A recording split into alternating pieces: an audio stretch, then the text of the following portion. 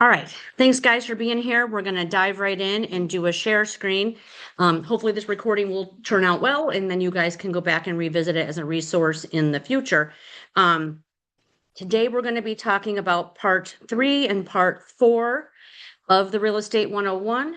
So let me get you guys out of my way here and then do a share screen. And lots of stuff. Oh, guys, there's a packet right there if you guys want to grab one. This one. The whole stack. They're stapled together. So grab a whole packet. All right, everybody on Zoom, can you see my share screen? Somebody just unmute yourself. No. I can't hear if someone said. No. You can't see the share screen? Let me go back. That's why I always ask. Yeah.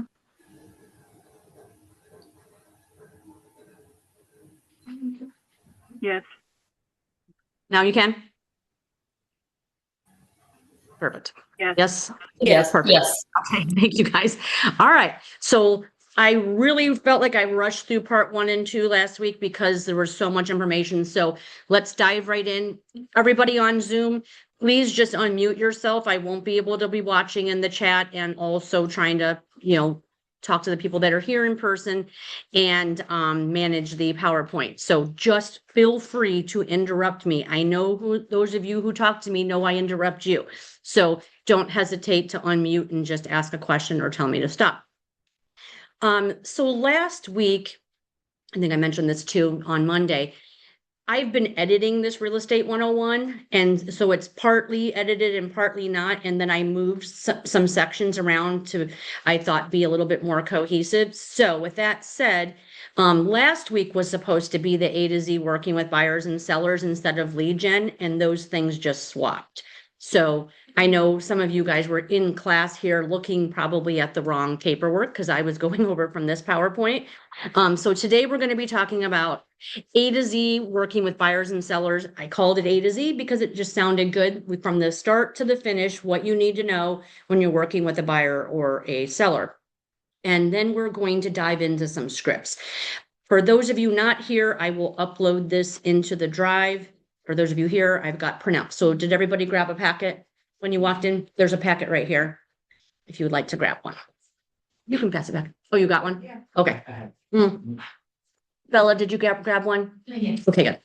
All right, well, let's dive in and get started. So what's the first thing that we do when we're trying to find buyers and sellers? Obviously, we lead generate. So we're doing prospecting and we're networking, we're working open houses, referrals, social media, all of the things. And then trying to then put them in some type of a plan. Ideally, like we talked about last week in lead generation, you're adding people to your database. For those of you who are new, your database is what holds all of your people. So your phone is a database. Actually, social media is a database. Like I think Jake just told us from the locker room 2 weeks ago that he stopped even using a spreadsheet or using a system like Command or whatever for his database because he's like, I have a database of 5,000 people right here on social media.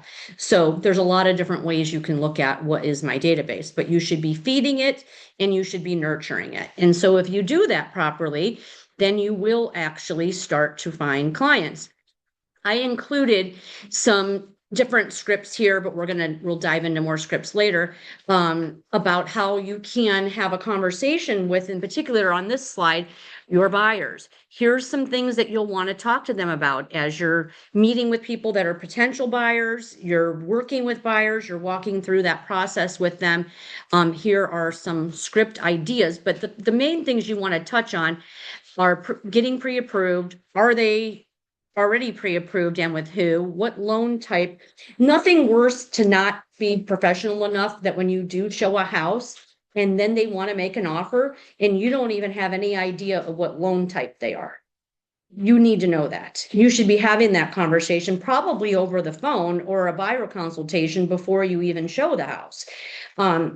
or at the very minimum, when you're at the house, right? If you're doing your first appointment with them at the house, meaning I'm going to go over my buyer marketing packet with them, one of those questions would be, are you pre-approved? If not, here's some options of our preferred partners that you can potentially call to get pre-approved. We should also be communicating with their lender to know, are they conventional, are they FHA, or some other type of loan type? We need to know that for obvious reasons, are because it has to be put on the purchase agreement.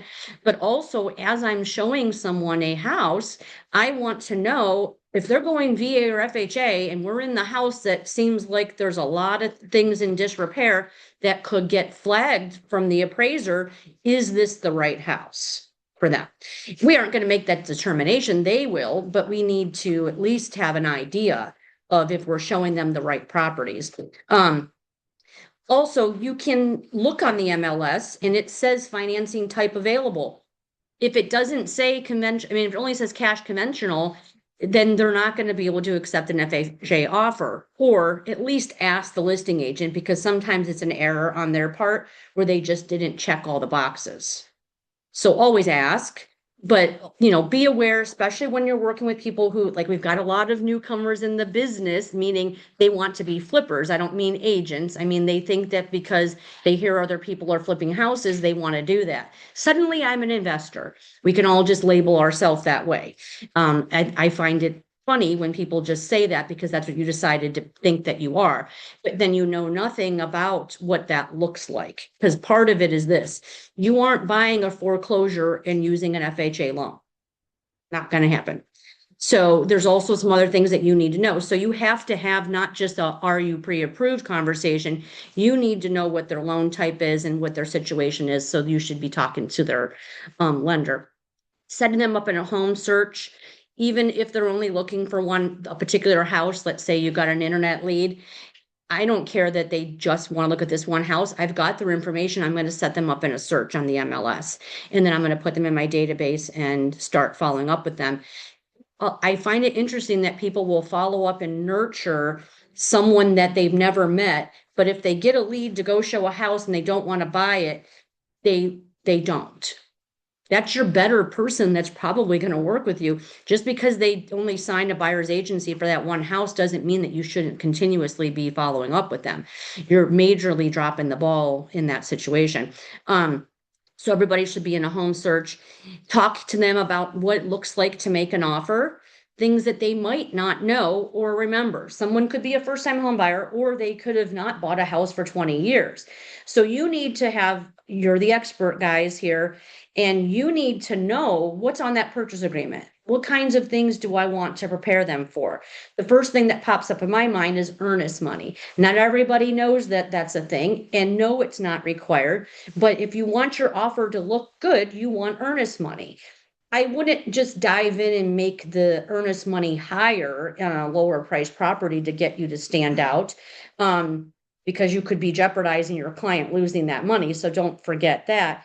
But I decide to offer as an option to my buyers, if this price point 500 is okay, at that price point 1,000 is okay. But if we're at a 500,000 or $800,000 house, we need to keep upping. We kind of step up that earnest money that way. Go ahead. Yeah, so who decide actually what type of loan we are qualified for?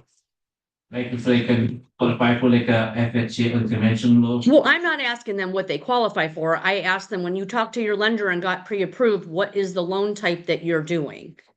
They should know that. And then the lender is going to fill in the blanks for you as well. Does that answer your question? No, but still like how like for example if I'm a buyer, if I go to going to a lender Mhm. and like who will actually tell me like The lender. lender will tell me okay. Yes, because if you're calling, so like if you're my buyer and I say, Rana, here is this person's name and here's their phone number, contact them. They're going to start asking you a series of questions, and they're going to look at credit, debt to income, all these things. And then they're going to say, hey, it looks like you can qualify for a conventional, but actually there's a better rate going FHA. So you can do either or. Or they might say, yeah, you're not going to qualify for conventional. You don't have enough money to put down, and we're going to have to go FHA. So which one is the best loan type? There isn't one. Different one. Okay. It's different for everybody in every situation. As a seller, though, If I have multiple offers, I'm probably going to go with the person who, or the seller is, who is a little bit more solid financially. And that's where we kind of gravitate towards conventional. That's because they're putting more money down. On an FHA, you're putting 3.5% down. On a conventional, you're putting 10 or 20% down. So that tells me that that buyer's got more finances. That doesn't really mean anything. There could be a buyer who's got $25,000 in the bank, but they only want to put 3.5% down because they want to keep their money. So those are conversations that as a listing agent, I'm going to have with the buyer's agent. Hey, I saw that they were going FHA. But can they go conventional? Because I've got 18 other offers that are conventional. But I really like your offer because it's the best number or something like that. So it really just is specific to each person. On the offer, can they check both? Could you check? No, You have to take one before. because then what you're doing is you're asking the seller to agree to either. And that would mean that just because they said maybe conventional, maybe FHA, as a seller's, I want to know, what am I agreeing to? And the reason why that's important is this: please don't mistake home inspection from appraisal. Appraisal is not an inspection. An FHA appraisal is not an inspection. It's an FHA appraisal. That does add a layer of inspection though. And so that's why people get those things grouped together. Don't tell your FHA buyer, don't worry, you don't do a home inspection because the appraiser is going to inspect. That is not true. That is absolutely not true. They are going to look at things in a different way. It's the same person. If I'm an appraiser, I'm probably going to be an appraiser for an FHA, VA, USDA, whatever, and a conventional. The only difference is if I'm going to a house that I know as an appraiser that it's an FHA or VA, I'm going through with the lens of here's some checklist things I have to look for. Healing paint, rotted windows that don't open, does it have railings everywhere, and all those health and hazardous things. That it's not that a conventional appraiser doesn't care about those things, because actually you could get flagged for repairs with a conventional loan too, but it usually is something major. It's not like those little things. They're going to let that slide. Because it's a government-backed loan, they have stipulations. And so as a seller, if the three of you send me an offer and you're FHA and you two are conventional, besides, bless you, besides the fact that they're putting more money down probably, I also know that there's a very unlikely chance that their appraiser is going to ask me to make repairs that I have to make. Do you see the difference there? Okay. And then one thing doesn't have to do with the other either. We aren't negotiating repairs just on the appraisal. It's separate from the home inspection. Those are kind of two different things because one's a have to and one's a maybe. All right. So also there's some conversation here explaining the home selling process to a seller.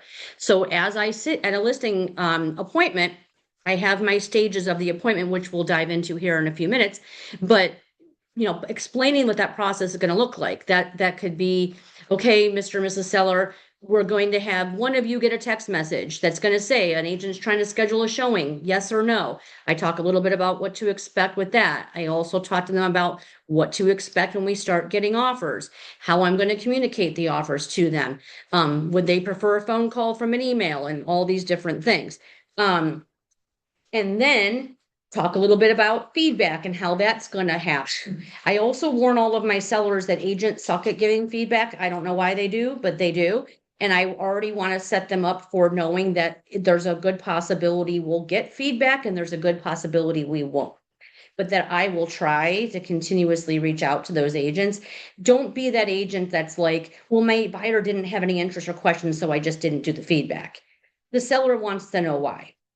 It's not just they weren't interested. There's a reason they weren't interested. So give that listing agency agent the courtesy of responding to the feedback request, because it helps them with their seller understand why someone may not have bought the house, right? So there's some scripts on explaining what's going to happen at closing and so on. So those are there.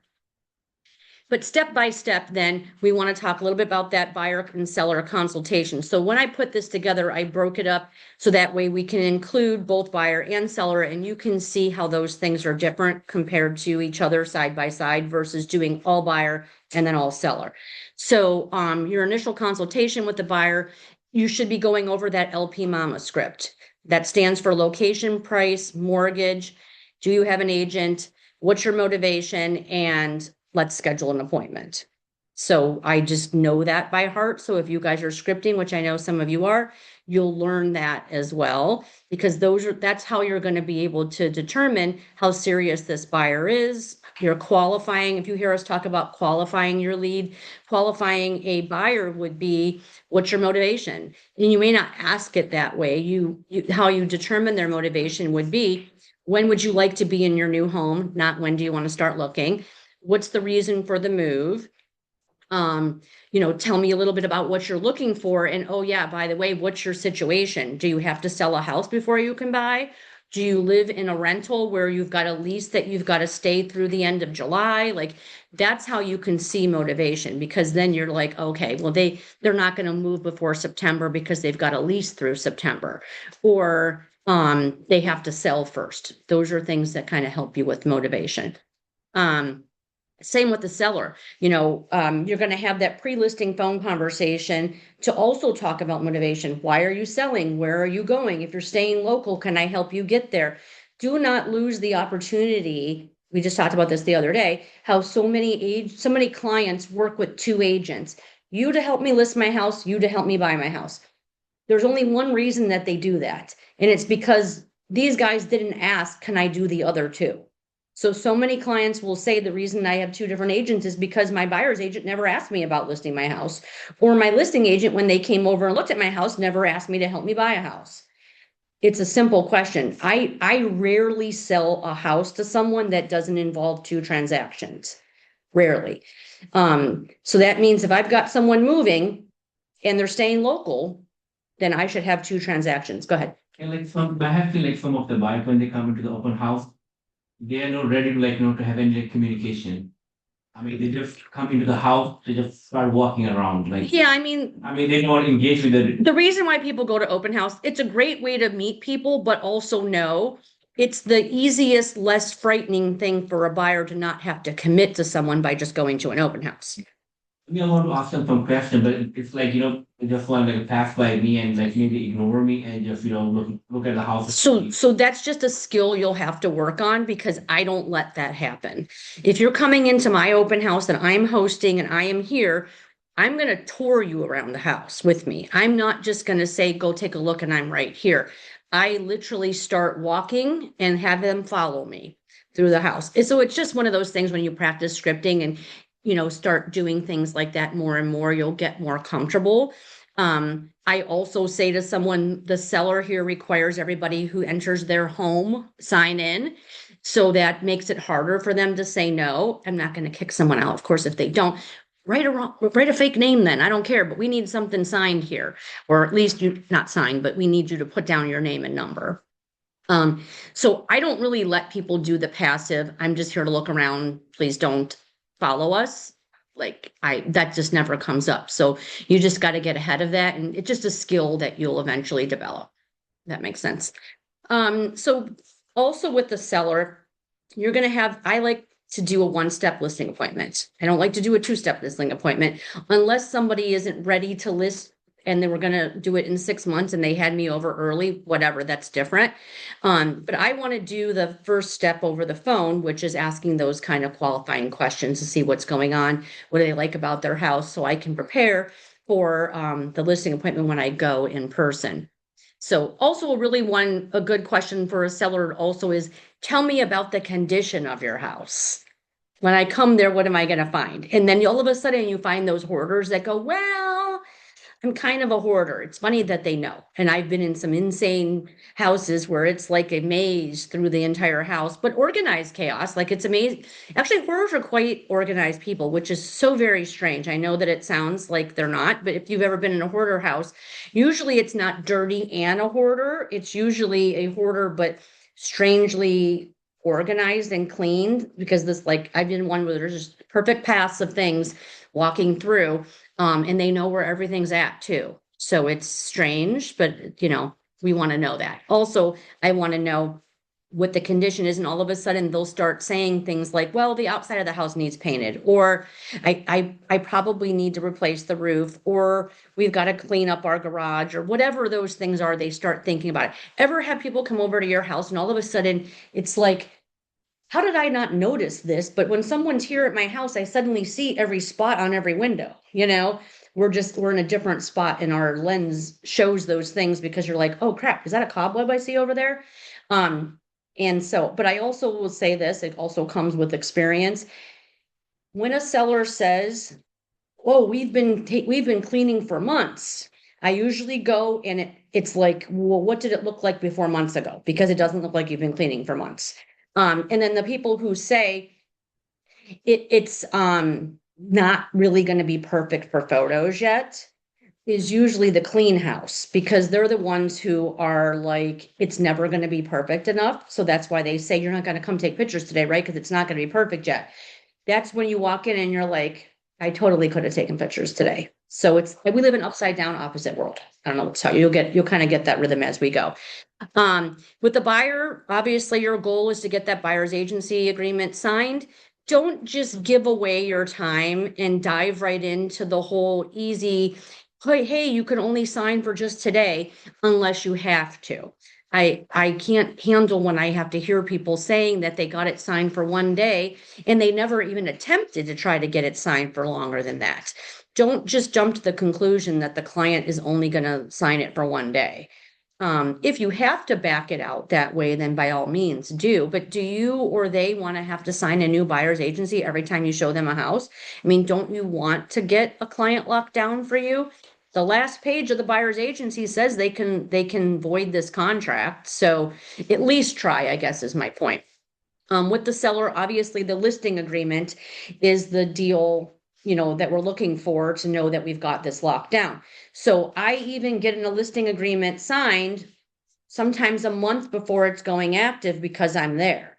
So we're dating it in advance. So there's things that you can do to make sure that you know you're going to get the listing. I think some of you heard my story with my condo I had listed back in the fall, and then we sold it. It fell through. She decided to take it off the market for the winter, for the holidays.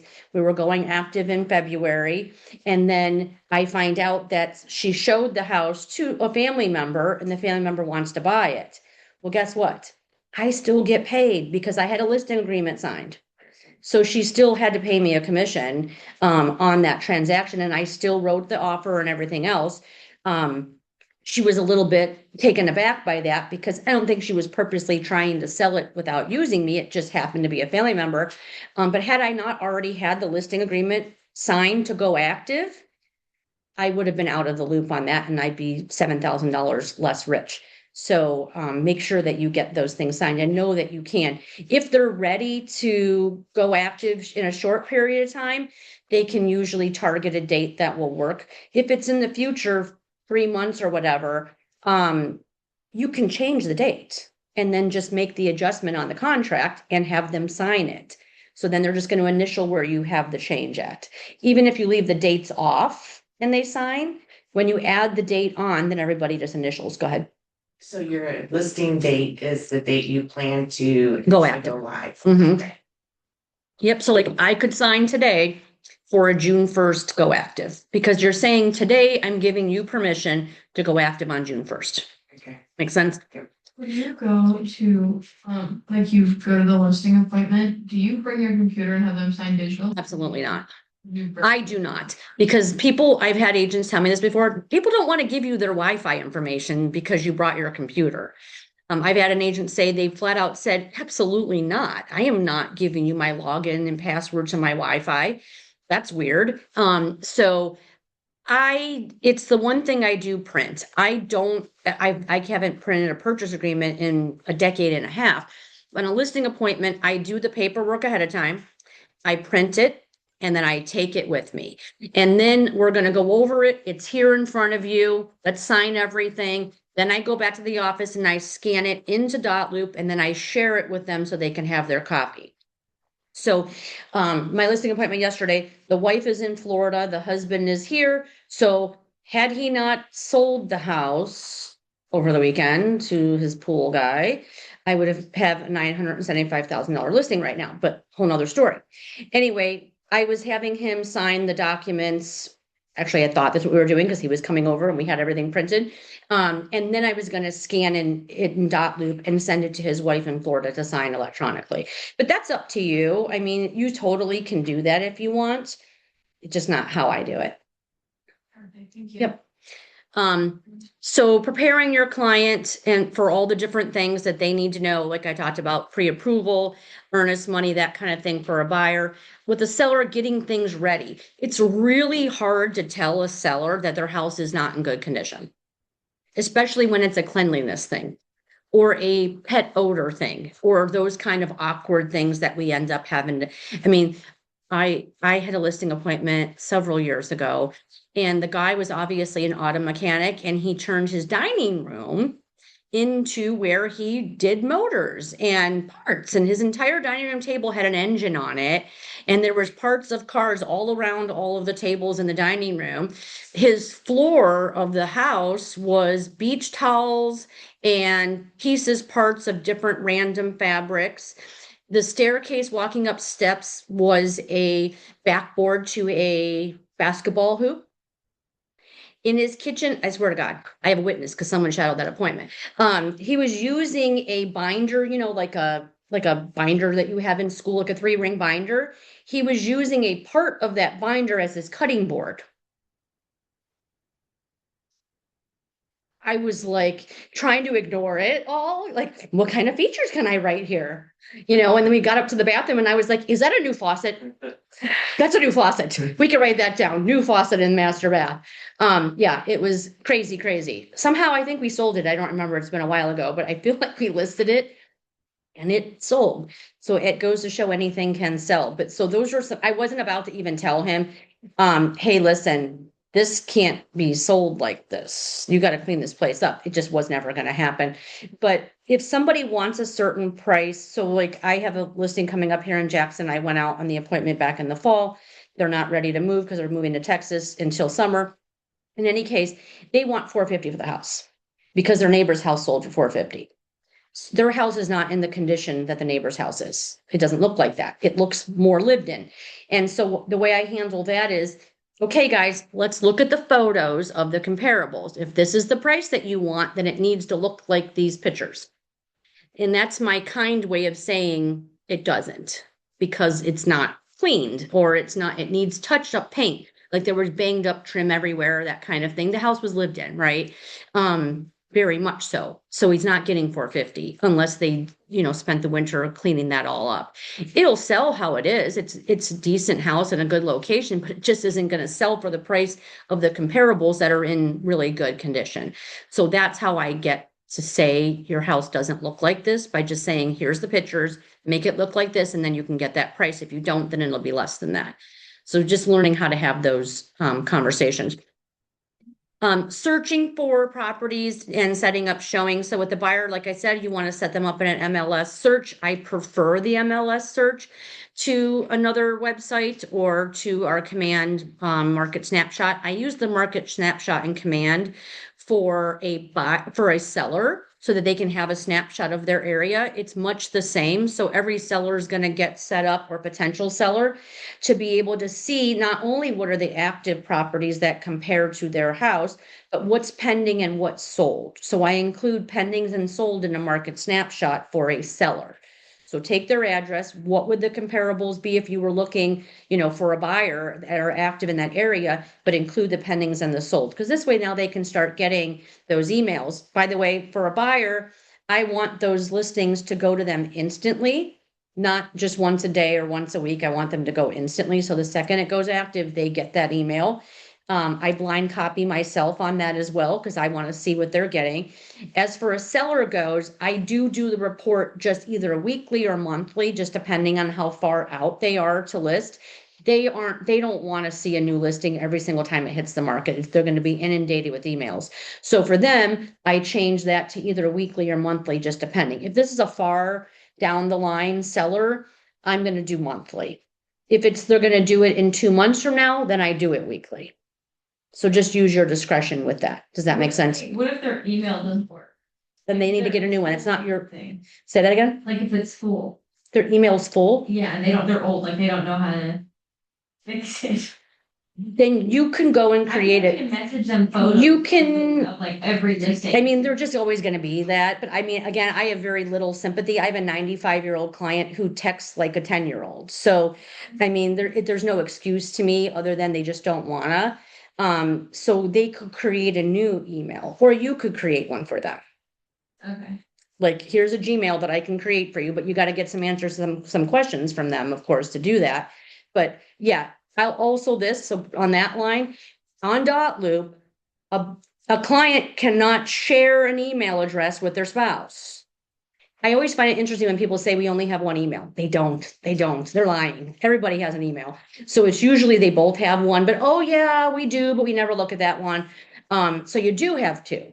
Anyway, if they don't, then I'll create one for them. You cannot sign As one two person. people, correct, because the email signature or the e-signature is stamped based on their email address. It knows you, it doesn't know you and you, so they have to have two separate emails.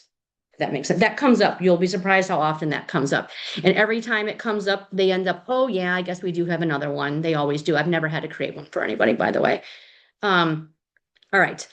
Also, liking to explain the offer process to both your buyer and your seller, what to expect, what's going to happen, in particular with my seller in the multiple offer time that we're still in.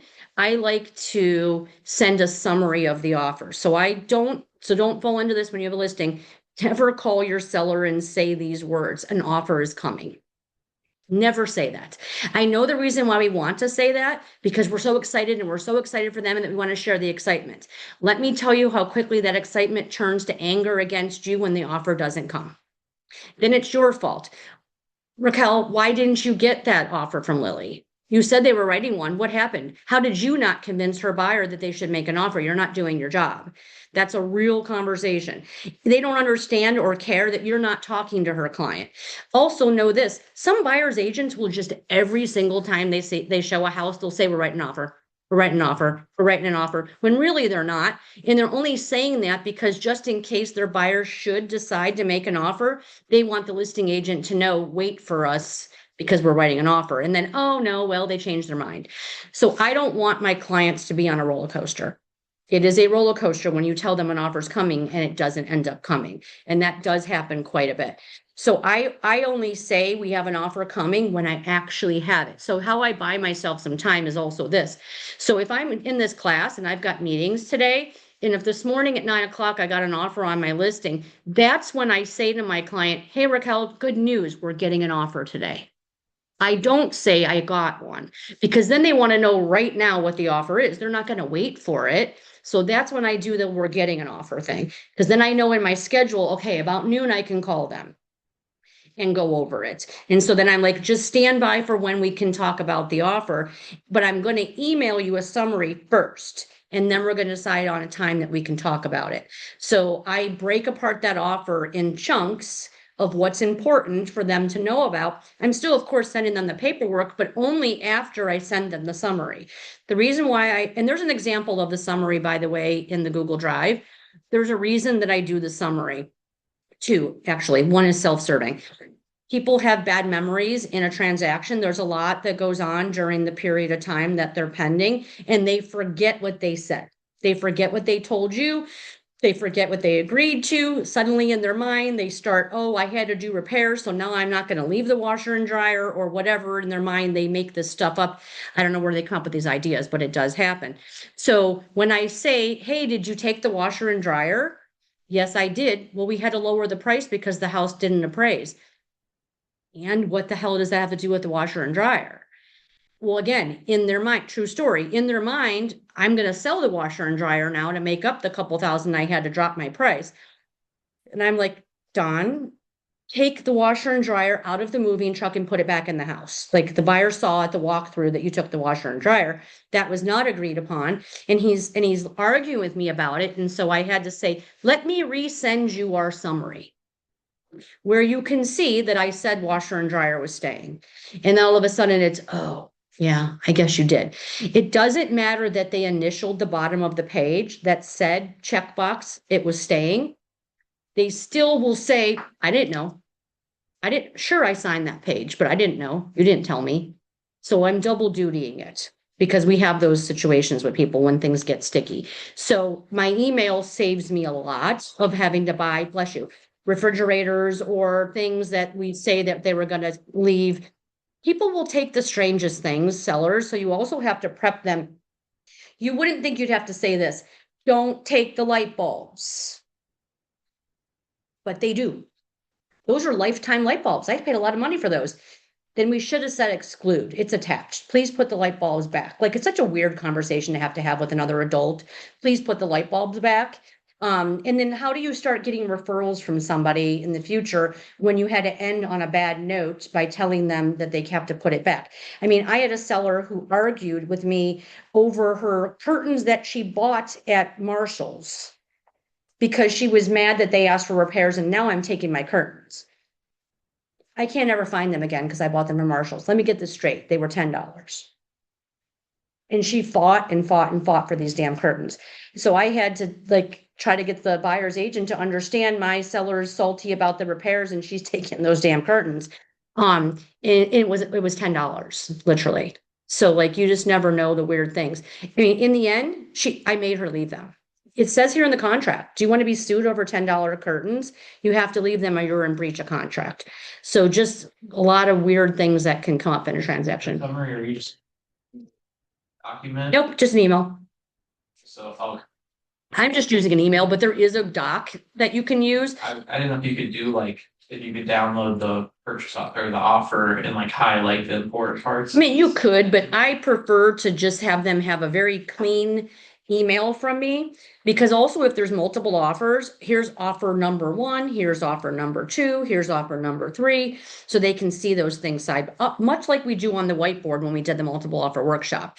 Exactly those things, by the way, is what I'm putting in that summary. It has saved me in the, and also it helps keep the transaction moving good so that it can focus on what's important. When we've got our high C personalities, they will take days to read over the paperwork and then they get off track on something that's printed in the middle of a paragraph that isn't something we can change because that's not negotiable. That's pre-printed by an attorney on that purchase agreement when they created it. We are not attorneys. We're filling in the blank, people. That's what our job is. We aren't changing the verbiage of the purchase agreement. So I don't want them to start looking at that right now. I just want to focus on these things. And then I'm going to send you the purchase agreement and then you can ask her questions from there. But these are the things we're negotiating. Does that make sense? Going over the contract to close timeline. Not only should you know that, I teach a whole class that's called contract to close. It's like a checklist. When you have a pending transaction, you need to be looking at that as your checklist. I'm here also to help you, but I do sometimes have to say, hey, I can tell you've never looked at the contract to close document. Please look at that because there's going to be little things that you could miss. You don't want to not do your escrow instructions or things like that that have to happen. So I do go into a whole step-by-step here of what that's going to look like. So you want to explain that timeline to your buyers and to your sellers so they understand and get a sense of what's going to happen. We want to be very specific about the contingency periods in a contract.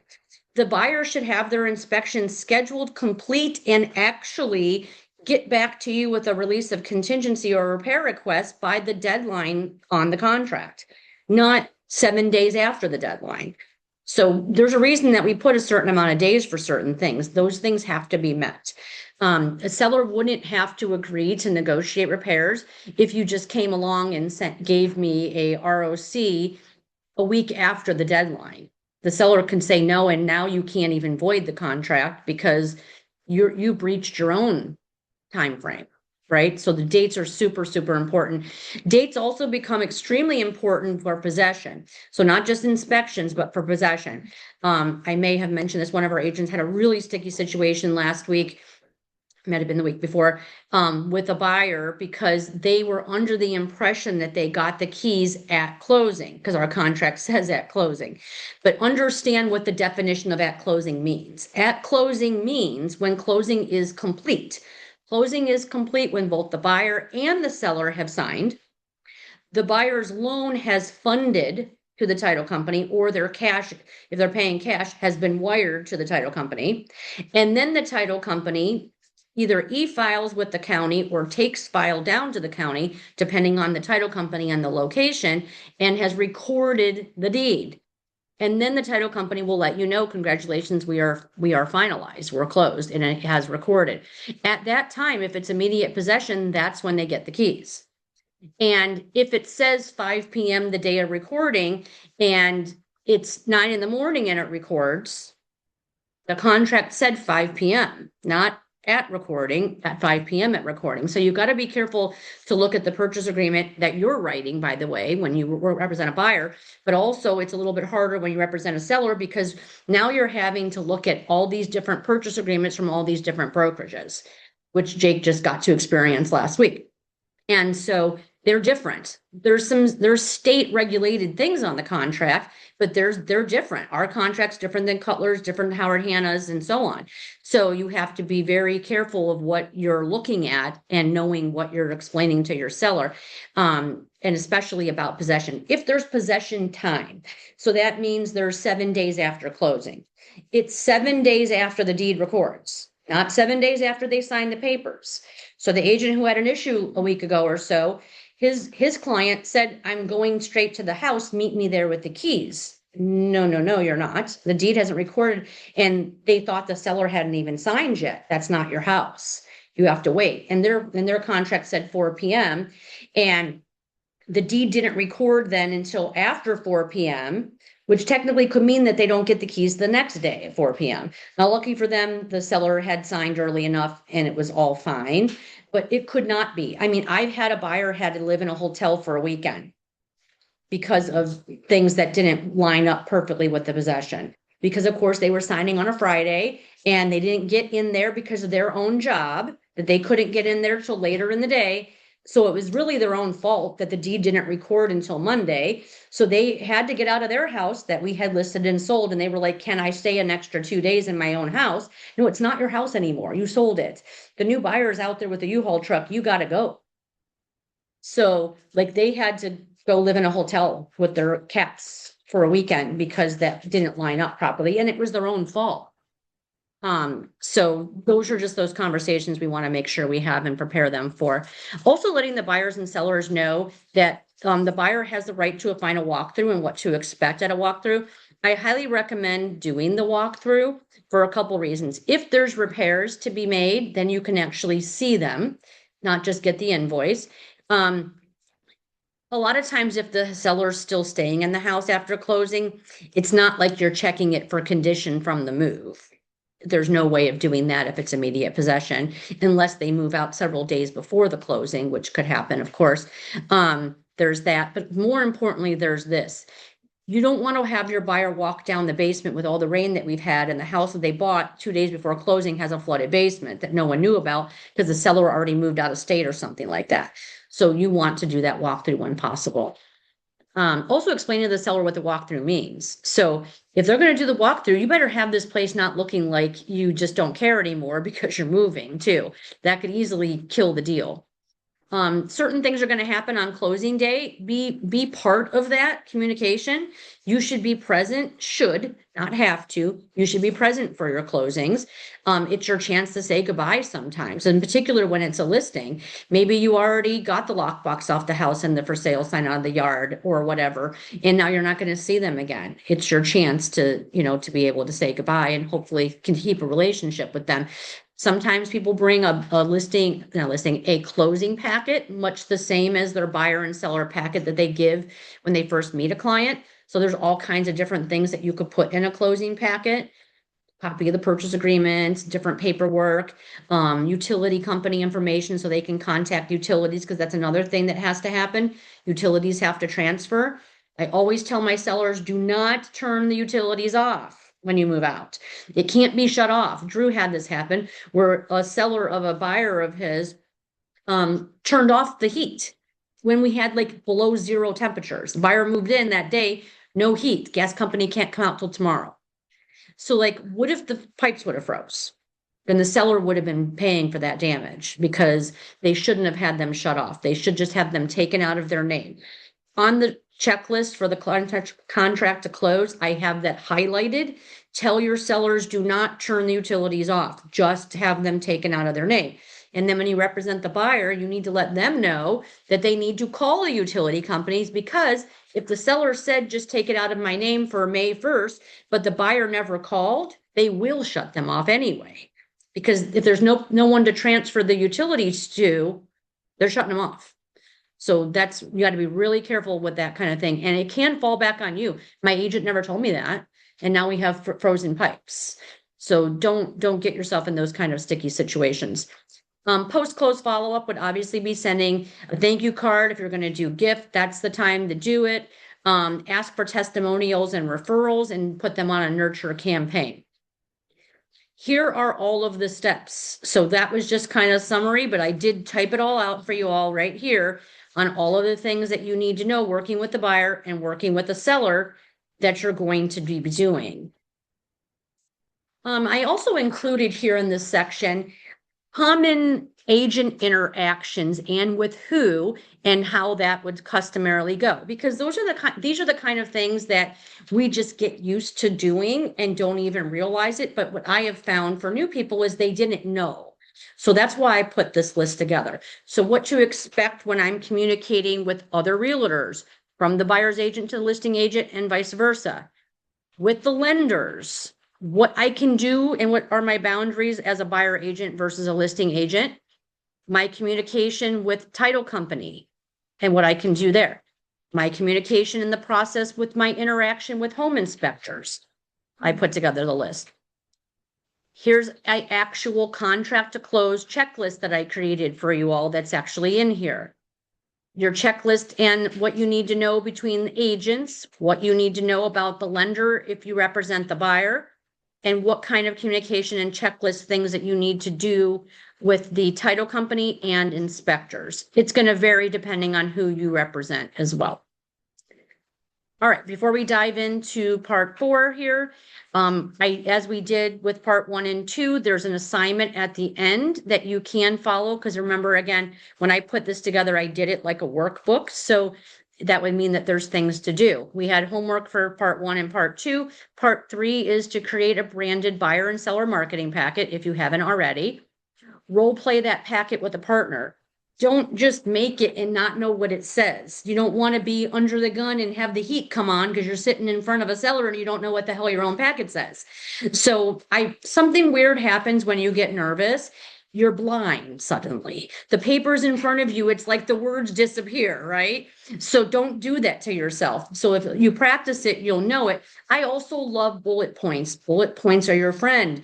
When you're standing in front of a room or you're standing in front of clients or ever there's some reason that you're feeling nervous, you can at least see the bullet point because it's a short little blurb to jog your memory of what to say. So keep that in mind. All right.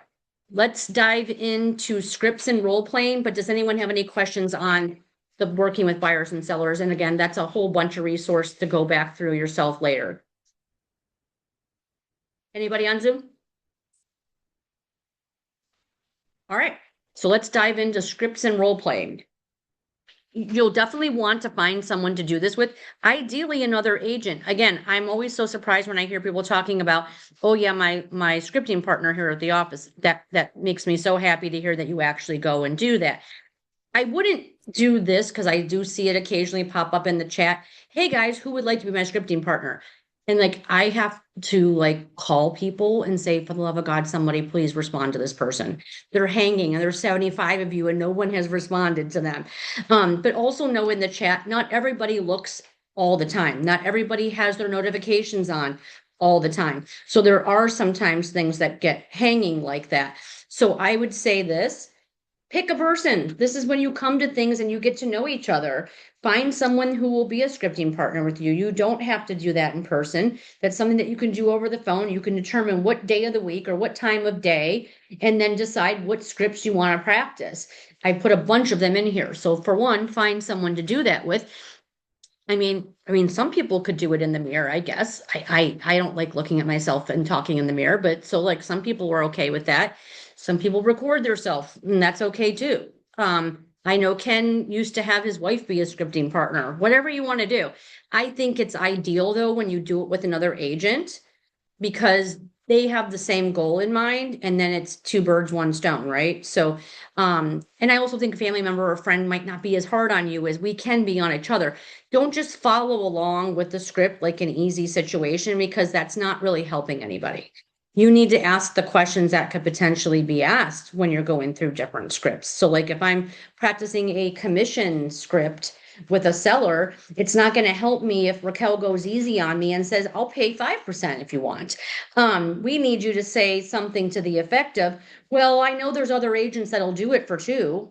Why won't you do it for 2? That would be a challenge. That would be an obstacle I'd have to overcome. And that would be worthy of practicing that script then, right? So if you go easy on each other, that's okay, because then you're memorizing the script to some degree. But when you get better at it, be a little bit harder on each other because that's more of a reality, right?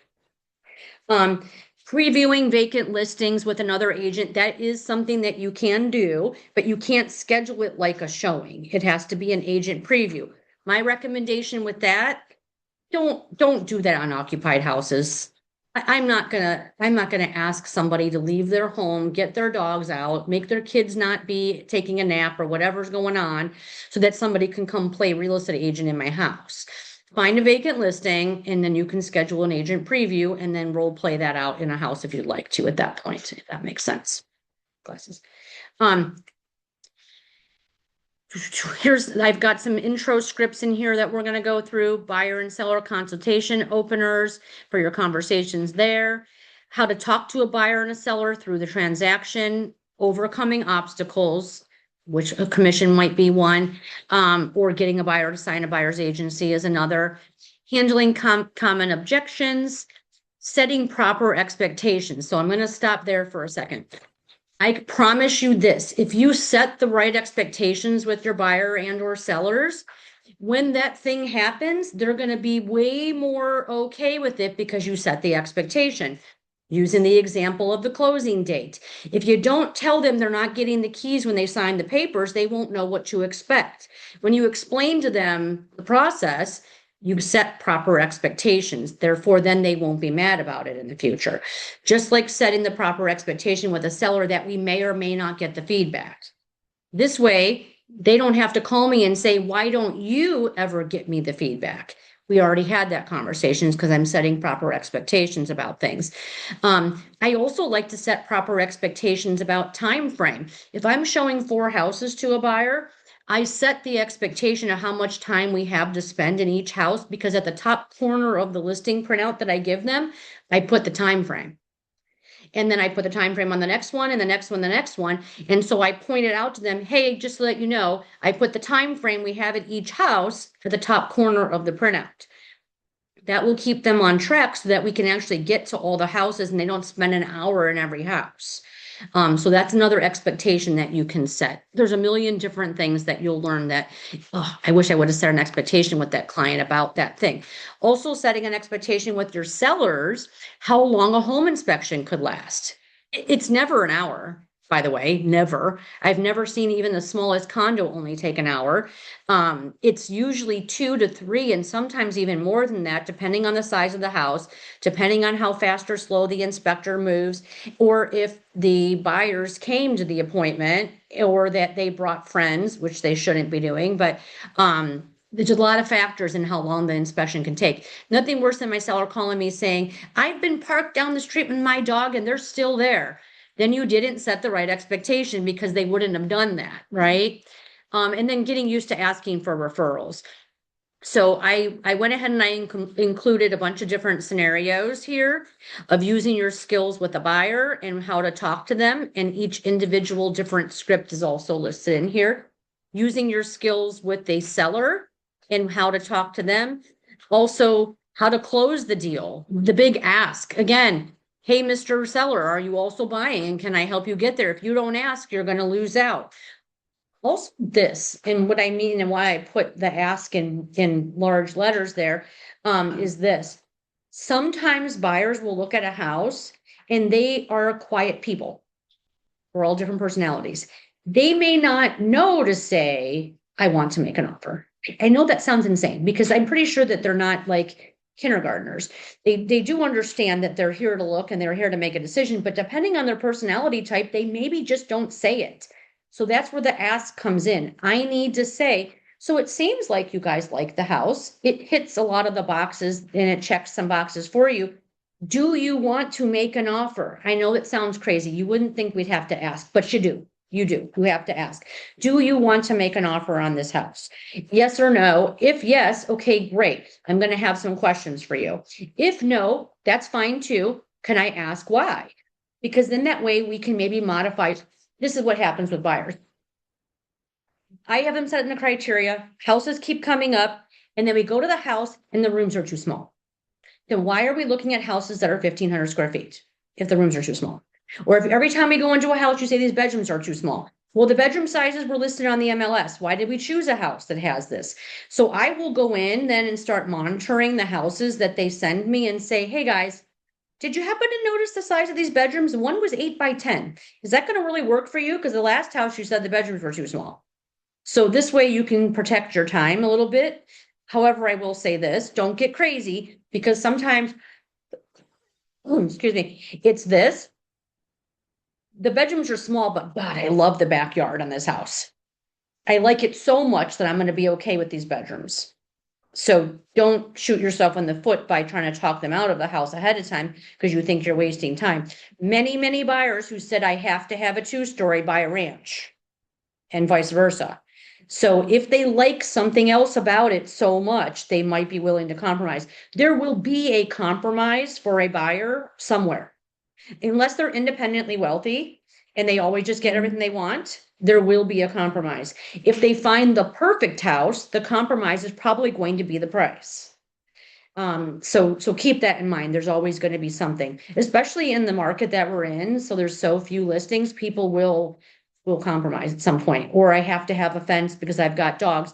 Then they find the perfect house that they got for a little bit less and now they can afford to put in a fence.